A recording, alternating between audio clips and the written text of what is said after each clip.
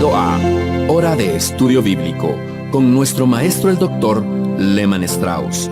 Este estudio es el resultado del tiempo personal con el Señor, el ministerio pastoral y la experiencia en conferencias bíblicas del Dr. Lehman Strauss. Él nos instruye y alienta con la enseñanza de la palabra de Dios. Ahora, el Dr. Strauss. Muchas gracias, bienvenidos una vez más a nuestro programa y seguimos avanzando por el libro de Génesis. Hoy vamos a ir al capítulo 42. Mis amigos, los capítulos 39, 40 y 41 se refieren principalmente a las experiencias de José en Egipto en un periodo de varios años. Miren, tengo aquí anotado que cuando sucedió aquel altercado que los hermanos rechazaron a José, cuando estaban allí pastoreando las ovejas de su padre allí y lo echaron en una cisterna, él tenía unos 17 años de edad. Leemos que tenía 17 años de edad en Génesis 37:2. Ustedes recordarán toda la historia de José después, cómo fue echado a la cisterna, después los hermanos lo sacaron de allí, lo vendieron como esclavo a una caravana que iba a Egipto, y en Egipto llegó a parar a la casa de Potifar. Después de un tiempo fue a parar a la cárcel por aquel problema generado por la esposa de Potifar, ¿lo recuerdan? Y dice Génesis, aquí lo tengo anotado, 41-46, que cuando fue presentado delante de Faraón, José tenía 30 años de edad. Él asumió gobernar Egipto y después pasaron los 7 años de abundancia en Egipto y después vinieron sus hermanos a Egipto para buscar alimentos. De modo que, mis amigos, pasaron 13 años desde que José fue vendido hasta que José fue presentado delante del faraón, y pasaron unos 20 años hasta que él se volviese a encontrar con sus hermanos, es decir, sus hermanos viniesen al palacio y volviesen a ver sus rostros cara a cara. Ahora, prácticamente la Biblia guarda silencio respecto a lo que sucedió a Jacob y su familia durante ese tiempo. No tenemos idea al respecto, por lo tanto no hay lugar para la especulación. Lo único que nos habla la palabra en ese capítulo intermedio que hemos considerado es la triste historia de la vida y la familia de Judá. Aceptemos que más allá de eso no hay nada al respecto en la palabra y así tampoco podremos decir nada. Pero ahora vamos a encontrarnos nuevamente con la familia de Jacob en este capítulo 42. Hay algo que sí sabemos, es que la familia de Jacob estaba viviendo un tiempo difícil debido a la escasez. Más de 20 años habían pasado y ahora el hambre se hacía sentir.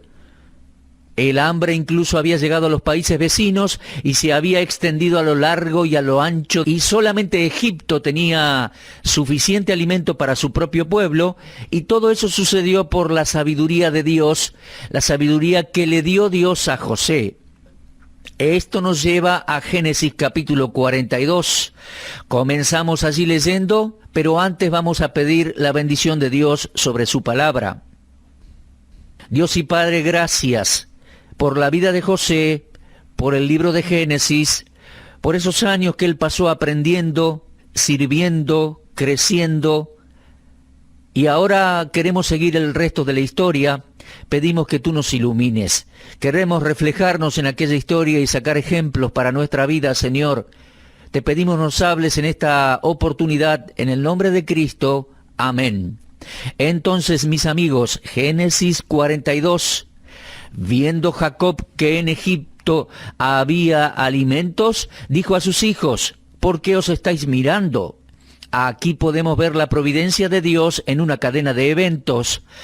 José había tenido algunos sueños cuando era un muchacho y estaba en su hogar. Los sueños se habían referido a problemas con sus hermanos.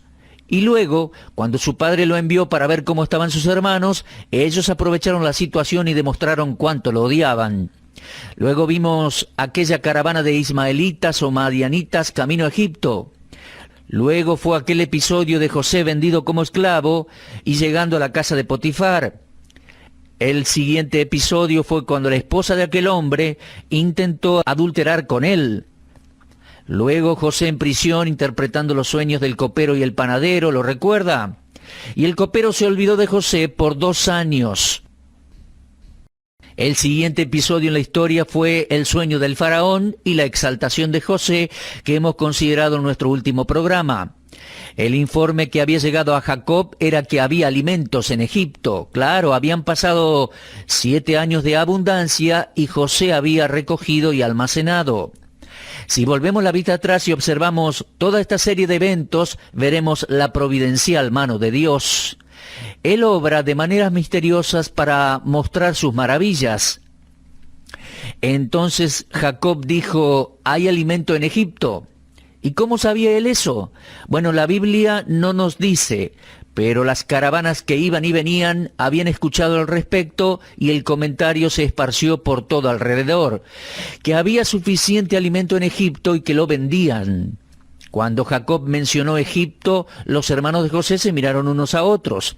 Estoy seguro que la sola mención de Egipto despertaba sus conciencias y recuerdos, Recordaban aquella caravana que se fue a Egipto y cómo vendieron a José por unas pocas piezas de plata. De eso hacía más de 20 años. Ellos no tenían ni idea de lo que les esperaba allá. Pero con solo escuchar la palabra Egipto se deben haber mirado unos con otros. Y Jacob dijo, ¿por qué os estáis mirando? Y dijo, he aquí, versículo 2, yo he oído que hay víveres en Egipto. Descended allá y comprad de allí para nosotros, para que podamos vivir y no muramos.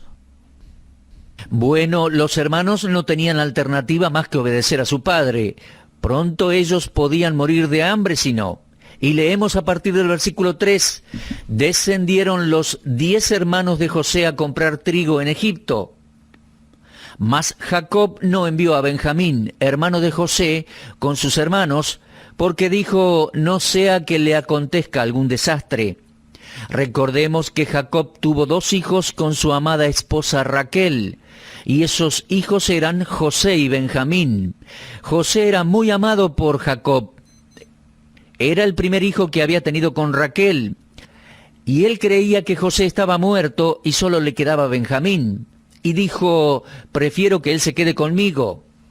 Continuamos leyendo allí en el versículo 5, vinieron los hijos de Israel a comprar entre los que venían, porque había hambre en la tierra de Canaán, y José era el señor de la tierra, quien le vendía a todo el pueblo de la tierra.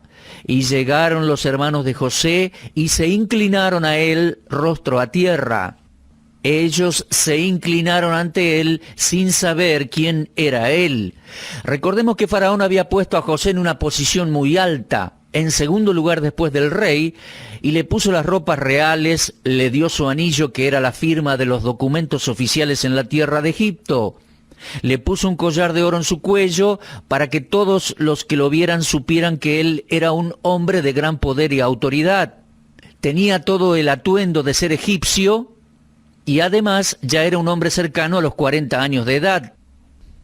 Al llegar a Egipto, sus hermanos se inclinaron ante José debido a esa posición, pero ellos no tenían la más mínima idea de quién él era.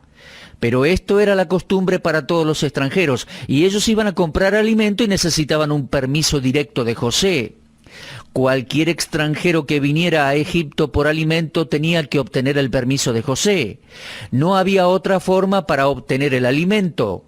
La razón de esto era que algunos extranjeros podrían llegar con propósitos subversivos. Un rey extranjero podía intentar un sabotaje en Egipto porque todos los países pequeños a su alrededor estaban sufriendo hambre. Esto era lo que todos ellos enfrentaban, por lo que cualquier rey podía atacar a Egipto y robar el cereal que había en los depósitos de las principales ciudades. Y así cuando ellos llegaron, se inclinaron ante José. En el versículo 6, cuando leemos que ellos se inclinaron ante José, pocos sabían que el sueño de José, que había tenido en el capítulo 37 a los 17 años de edad, se estaba haciendo realidad. se estaba cumpliendo en ese momento, aunque sea en parte. ¿Recuerda usted el sueño de José? ¿Cómo él vio los manojos que se inclinaban ante el manojo de José? Eso significaba que sus hermanos un día se inclinarían ante él. Y por eso en aquel tiempo ellos se fastidiaron y lo odiaron. Y aquí están ahora, cumpliendo aquel sueño. Pero ellos no eran conscientes de lo que sucedía. En versículo 7 dice, y José, cuando vio a sus hermanos, los conoció. Claro, ahora, ¿por qué ellos no lo reconocieron? Quiero explicarle bien. Le dije hace un ratito, habían pasado más de 20 años. Su apariencia había cambiado. José hablaba otro idioma, el de los egipcios, y tenía otro aspecto. Si usted da una rápida leída a versículo 23 del capítulo 42, dice, ellos no sabían que los entendía José, porque había intérprete entre ellos. José no les dio a entender que él comprendía lo que estaban hablando.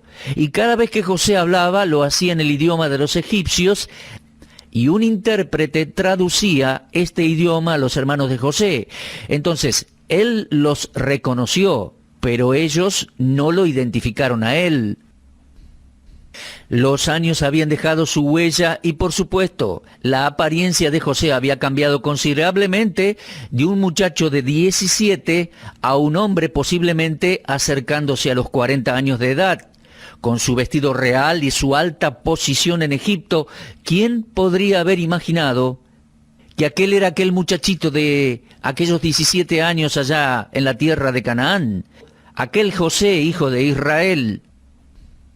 ¿Quién podría haber imaginado que aquel muchachito ahora sería el hombre más importante en la tierra de Egipto? Bueno, de modo que José los reconoció, pero ellos no lo identificaron a él. Vamos a continuar con el versículo 7. Dice allí que les habló ásperamente. Algunos comentaristas acusan a José de haber sido áspero con sus hermanos, pero no lo fue tanto. Después de todo, estos eran hombres duros y crueles. Recordemos cómo ellos mataron gente en la tierra de Siquem y cómo habían tratado a José. José tenía una razón para eso. No era un espíritu de venganza, porque se entiende por la lectura de todo esto, no era un espíritu de venganza de parte de José. Versículo 7 dice, ¿de dónde habéis venido? Y ellos respondieron, de la tierra de Canaán, para comprar alimentos. José pues conoció a sus hermanos, pero ellos no le conocieron. Entonces se acordó José de los sueños que había tenido acerca de ellos, y les dijo, espías sois, por ver lo descubierto del país habéis venido. Y ellos le respondieron, no, Señor nuestro, sino que tus siervos han venido a comprar alimentos. Ellos comenzaron a contarle la historia de su familia y sorprendentemente estaban diciendo la verdad. Cuando regresaron a su casa luego de haber vendido a José, ellos le mintieron a Jacob, pero ahora estaban diciendo la verdad. En aquel tiempo dejaron que su papá creyera que José había muerto y guardaron la mentira por años. Pero aquí en versículo 11, ahora en Egipto delante de José, la situación estaba cambiando. Ellos estaban diciendo la verdad. Todos nosotros somos hijos de un varón, le dijeron. No dijeron nada respecto a su madre porque eran hijos de 4 madres distintas, Raquel, Lea y las 2 sirvientas. Por eso ellos dijeron, todos nosotros somos hijos de un varón. Y estaban diciendo la verdad y José lo sabía. Bueno, continuaron hablando y decían, somos hombres honrados, tus siervos nunca fueron espías. Pero José les dijo, no, para haberlo descubierto del país habéis venido. Y ellos respondieron, tus siervos somos 12 hermanos, hijos de un varón en la tierra de Canaán. He aquí el menor está hoy con nuestro padre y el otro no aparece. Creo que algunos creían que José había muerto. Incluso habían pasado tantos años que pensaban que José ya no estaba más. No sé si usted recuerda el estudio en el capítulo 37. Cuando los muchachos regresaron a su casa llevando los vestidos de José manchados con sangre, en ese momento Jacob dijo, José no parece. En otras palabras, eso significa que él estaba muerto. José les dijo que eran espías y que los probaría. Les dijo que lo haría por orden del faraón y tenían que llevar a su hermano menor a Egipto. Ahora, mis amigos, el hermano menor era el hermano de José, de la misma mamá, de Raquel, y solo José y Benjamín habían nacido de Raquel. Entonces les dijo que uno de ellos regresara y trajera el resto, pero algunos permanecerían en prisión hasta que los otros regresaran. Y al fin y al cabo los puso en prisión por 3 días, y allí comenzaron a hablar de diferentes cosas. Allí comenzaron a revisar su pasado. Bueno, al tercer día José los llamó y dice versículo 18 que les dijo: haced esto y vivid. Yo temo a Dios. Mis amigos, yo veo aquí algo muy hermoso en esta narrativa. Es la forma en que José se asocia a sí mismo con Dios. En el capítulo 39, versículo 9, José dijo: ¿cómo pues haría yo este grande mal y pecaría contra Dios? Luego en capítulo 40, él usa nuevamente el nombre de Dios, siempre en buen sentido, asociando toda su vida y actividad con Dios. En capítulo 40 y versículo 8 le dijeron a José: hemos tenido un sueño, no hay quien lo interprete. Entonces José dijo en aquella oportunidad: ¿no son de Dios las interpretaciones? En todo momento José se asoció con Dios y le dio la gloria a Dios.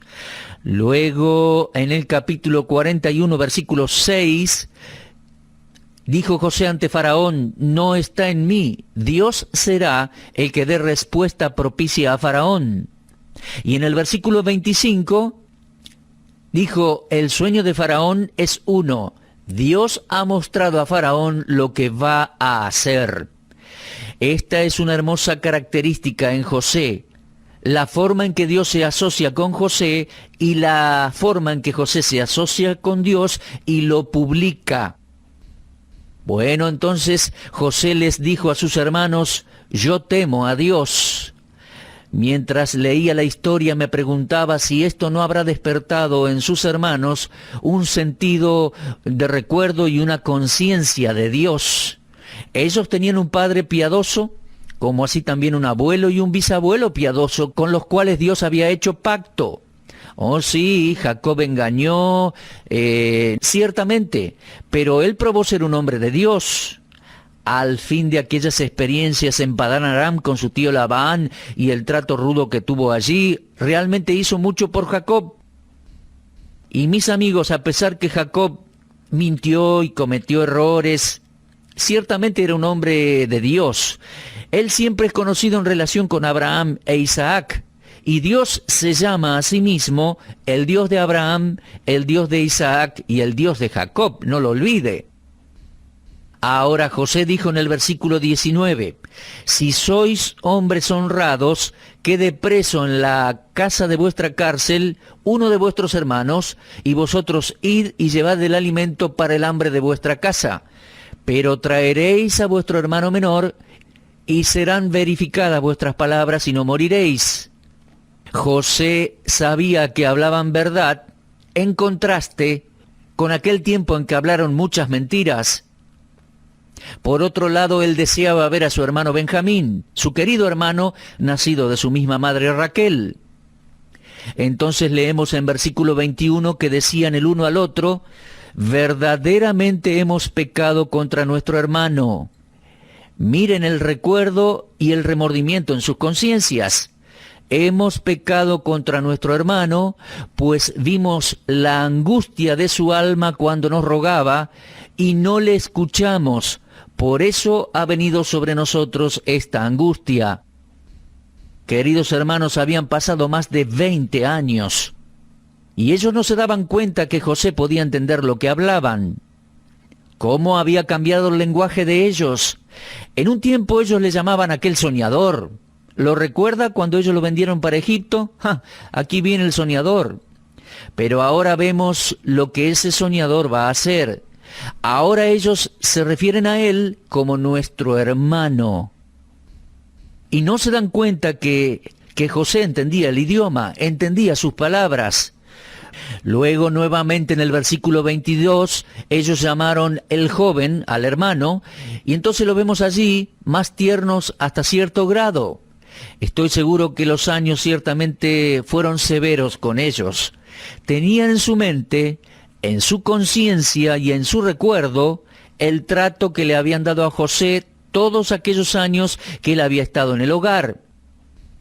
Además tenían en mente el hecho de que lo habían vendido y habían mentido, y dijeron: verdaderamente hemos pecado contra nuestro hermano, pues vimos la angustia de su alma cuando nos rogaba y no le escuchamos.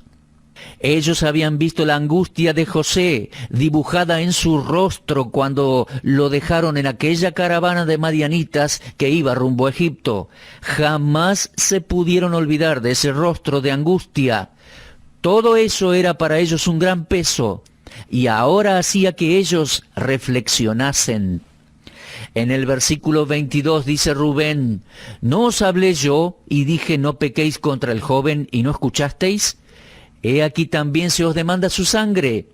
Ellos estaban asumiendo que José estaba muerto, y el próximo versículo dice: pero ellos no sabían que José los entendía, porque había puesto un intérprete entre ellos. Ellos seguían recordando toda aquella historia de su trato cruel para con José, y José estaba allí, como el gobernador de Egipto, escuchándolos, comprendiendo lo que decían. Ellos no tenían la más mínima idea de que José sabía lo que ellos estaban hablando, porque José solo hablaba el idioma de los egipcios. Y en el versículo 24 leemos lo siguiente: se apartó José de ellos y se puso a llorar. Y después volvió a ellos, les habló, tomó de entre ellos a Simeón y lo aprisionó a vista de ellos. Mis amigos, José estaba emocionalmente quebrantado y no pudo soportarlo más. Se dio vuelta y salió por un momento y lloró. Se debe haber secado luego sus lágrimas y volvió para estar con ellos. Entonces tomó a Simeón, le puso unas cadenas a la vista de ellos, y dice el versículo 25 que después mandó José que llenaran sus sacos de trigo y devolviesen el dinero de cada uno de ellos, poniéndolo en su saco, y les diesen comida para el camino. Y así se hizo con ellos, y ellos pusieron su trigo sobre sus asnos y se fueron de allí. Ah, mis amigos, el proceder de José es sencillamente genial. Él está probando sus vidas y comprobando la honestidad de ellos, la veracidad de ellos, el arrepentimiento, el cambio en sus vidas. Bueno, ellos salieron de viaje de regreso y en el camino se detuvieron para comer y dar de comer a los animales, pero dice el texto que abriendo uno de ellos su saco para dar de comer a su asno, en el mesón, vio su dinero que estaba en la boca de su costal, y dijo a sus hermanos: mi dinero se me ha devuelto y helo aquí en mi saco. Entonces se les sobresaltó el corazón, y espantados dijeron el uno al otro: ¿qué es esto que nos ha hecho Dios? En otras palabras, ¿qué está Dios haciéndonos ahora?